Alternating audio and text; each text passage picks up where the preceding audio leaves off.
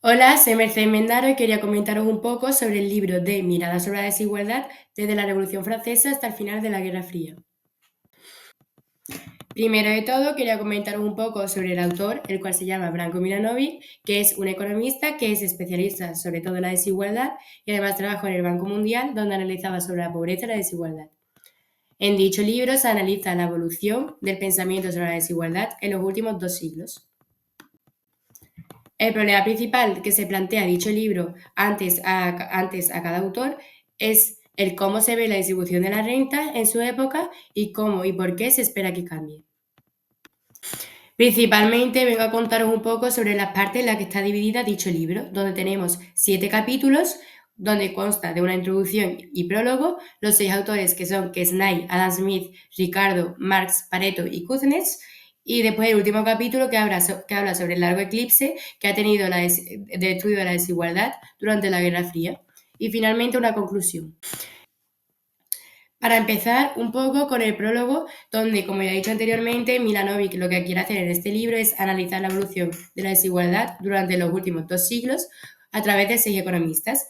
Pero lo más importante sobre todo es que Milanovic se centra sobre todo en la desigualdad.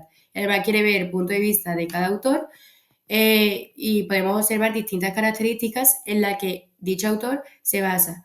Entonces, tenemos, por ejemplo, una de las características es que se centra sobre todo en la distribución de la renta, donde además se plantean dos cuestiones, que son, por ejemplo, cómo evolucionará la distribución de la renta a lo largo de los siglos, y además otra pregunta es si existe un conflicto entre beneficios y los salarios. Después también otra de las características que hay que destacar es la presentación del punto de vista de cada autor, donde el objetivo de Milanovic es ser el pensador en cuestión y no quiere criticar a los otros autores ni los problemas.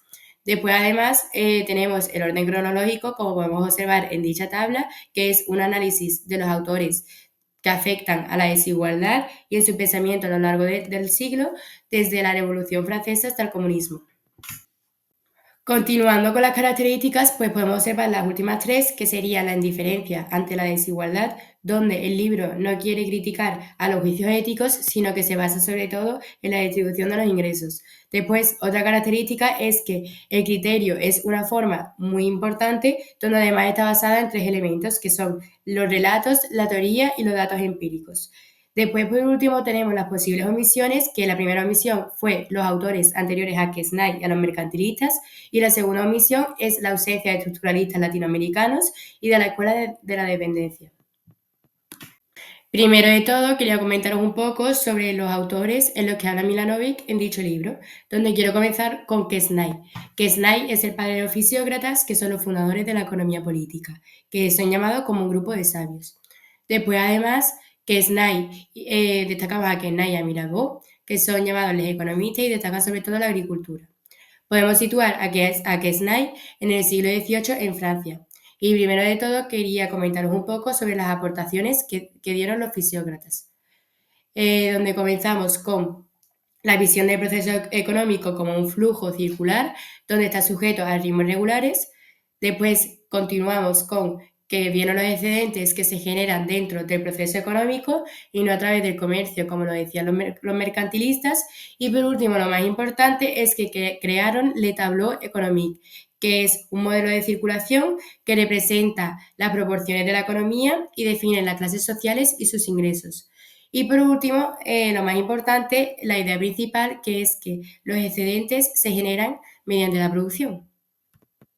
Vale, y si continuamos un poco con las ideas de Kennedy, es que dividió la sociedad en distintas clases sociales, donde comenzamos con la clase productiva, que es la que crea riqueza, y podemos observar, por ejemplo, a agricultores y ganaderos. Después tenemos la clase propietaria, que recibían la renta, y tenemos a terratenientes, la aristocracia, el clero, y por último la clase estéril, que transformaban bienes, pero no creaban producto neto. Por ejemplo, podemos observar a comerciantes, industriales, artesanos, y además podemos observar dicha gráfica donde los campesinos son los que más ingresos obtienen, mientras que, por ejemplo, el campo y la minería son los que menos ingresos obtienen. Si continuamos con otro de los autores muy importantes a destacar, destacamos a Adam Smith, el cual lo podemos situar a finales del siglo XVIII en Reino Unido. Además, destacamos uno de los libros destacados de los otros tres, que es La riqueza de las naciones, que es el más importante, donde además se plantea la pregunta de cómo se reparte la riqueza. Hablando un poco sobre las ideas principales, podemos ver que es un pionero del desarrollo que buscaba sobre todo generar la máxima riqueza. Además, otra de muchas de las características que podemos observar es que tiene una teoría de las etapas de desarrollo, donde comienza con una primitiva, que es por ejemplo la caza, continúa con una pastoral, que es por ejemplo la ganadería, y finalmente concluye con la avanzada, como por ejemplo el comercio y la industria. Además, tiene una base de progreso donde podemos situar el crecimiento, la acumulación del capital y el análisis de la historia económica. Además, otra de las características importantes a destacar es el equilibrio entre el mercado y el Estado, donde sobre todo critica el poder de los ricos. Y por último, observamos la libertad natural, que es una idea que es muy útil, pero que es muy difícil ponerla en práctica. Vale, si continuamos con otros los autores importantes a destacar, destacamos a David Ricardo en la primera mitad del siglo XIX en Inglaterra. Además, destacamos su libro que es El principio de la economía política y tributación. Haciendo un poco referencia a las ideas principales que he podido observar, respecto a la primera idea, podemos decir que Ricardo parte de un problema muy importante en la Inglaterra de su época, como por ejemplo es el precio del grano y el papel de los terratenientes. Además, su aportación fue clave, ya que transforma ese problema local en un modelo económico que es capaz de explicar cómo funciona la renta de la tierra, los salarios y los beneficios en una economía agrícola. Respecto a la segunda idea, podemos decir que la distribución y crecimiento unificados es que Ricardo es uno de los primeros en mostrar que la distribución de la renta, que es cómo se reparten los salarios, los beneficios y la renta, determina directamente el crecimiento económico. Si sube, por ejemplo, la renta de los terratenientes y bajan los beneficios capitalistas, la inversión se ralentiza y el crecimiento se debilita. Entonces, para él, la distribución no es solo un tema social, sino que también es el motor o el freno del crecimiento económico. Además, respecto a la tercera idea, podemos hablar un poco sobre la lucha de las clases económicas, donde destacamos tres. Los terratenientes, que es que ganan cuando sube el precio. Después tenemos los capitalistas, que los beneficios disminuyen cuando los salarios y los costes suben. Y por último, los trabajadores, cuyo salario real cae si los alimentos son mucho más caros. Después tenemos contra la ley de los cereales, que es una obra, que dicha obra nace como parte de un panfleto contra las leyes de los cereales, que son unos aranceles que se ponen, que carecían al grano. Entonces, Ricardo demuestra que esos aranceles solo le beneficiaban a los terratenientes, pero, por ejemplo, perjudicaban a los trabajadores, a los capitalistas y al crecimiento económico. Entonces, por tanto, él defendía su abolición.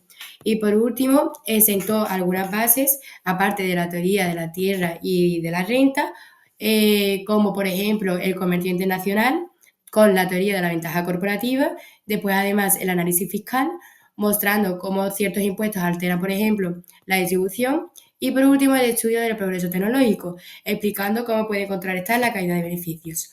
Por tanto, podemos decir que el pensamiento de David Ricardo va mucho más allá de el problema agrícola inicial y se convierte en algo muy importante en la economía moderna. Continuando con Karl Marx, lo podemos situar en el siglo XIX en la Europa industrial y podemos decir algunas ideas principales de él, que es que analiza la desigualdad estructural de las clases, de los capitalistas, los trabajadores y los terratenientes. Además, la producción determina la distribución de la renta, donde los capitalistas se apropian del valor del trabajo, donde podemos decir que existe una plusvalía, donde el valor de los trabajadores es menor que el salario que reciben. Después, además, le da muchísima importancia a los salarios reales y, por último, señala sobre todo la concentración del capital. Continuando con Vilfredo Pareto, lo podemos situar a finales del siglo XIX y a principios del siglo XX, donde además introdujo nuevas estadísticas sobre ingresos. Puedo destacar tres ideas principales, que son, primero, la minoría dominante, donde la pequeña parte de la población es la que más destacaba frente al resto de la población. Después tenemos el principio 80-20, que es uno de los más importantes, ya que la pequeña parte de la población es la que tenía la mayor parte de los recursos, y finalmente la desigualdad persistente, que las diferencias económicas seguían debido a las características individuales y las estructuras sociales.